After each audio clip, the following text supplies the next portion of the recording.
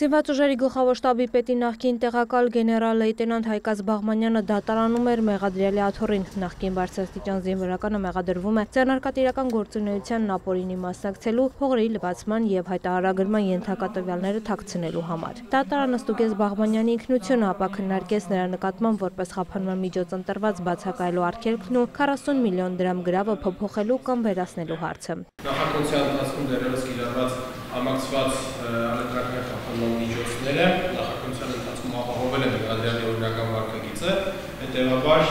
պահպանվում են դրանց իրավաչափության պայմանները եւ դրանք փոփոխման ենթարկելու հիմքեր ներկայում առկա չեն։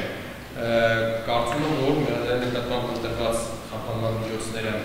դեռևս նախաքննության ճիշտ են եղել եւ դրանք պետք է պահպանվեն։ Հայկազ Բաղմանյանի պաշտպաններից Արթուր Մանուկյանն ասաց, իր պաշտպանյալը նախկինում դատված չի եղել, մշտական բնակության վայր ունի, կայուն սոցիալական կապեր, ընտանիք եւ ըստ նրա փախուստի դիմելու ռիսկը իրատեսական չէ։ Քրեական վարույթ նախաձեռնելուց հետո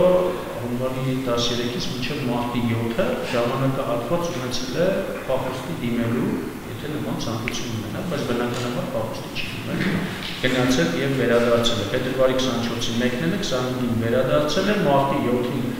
արդեն հրավիրվել են քննչական մարմին, մեղադրանքը առաջադրվել է, սահմանահատումների արգելքը կիրառվել է, բայց դրան նախորդող այս երկու սահմանահատումները, այսինքն երկրից գնալու վերադառնալը, հստակ մատնացույց են անում պատշաճ դատավարական վարքագիծը։ Մանուկյանը խնդրեց բացակայելու արգելքը վերացնել, թողնել միայն գրավը, ընդ որում ըստ պաշտպանի գրավադրված են 2 թանկարժեք մեքենաներ։ Դիրքորոշում հայտնեց նաև մեղադրյալ գեներալ-լեյտենանտ Հայկազ Բաղմանյանը։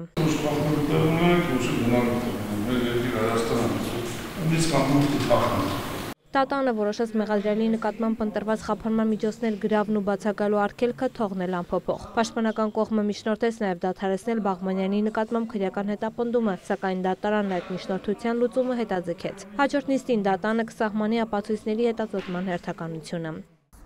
Տաթև Խաչատրյան, Էդգար Դավթյան, լուրեր։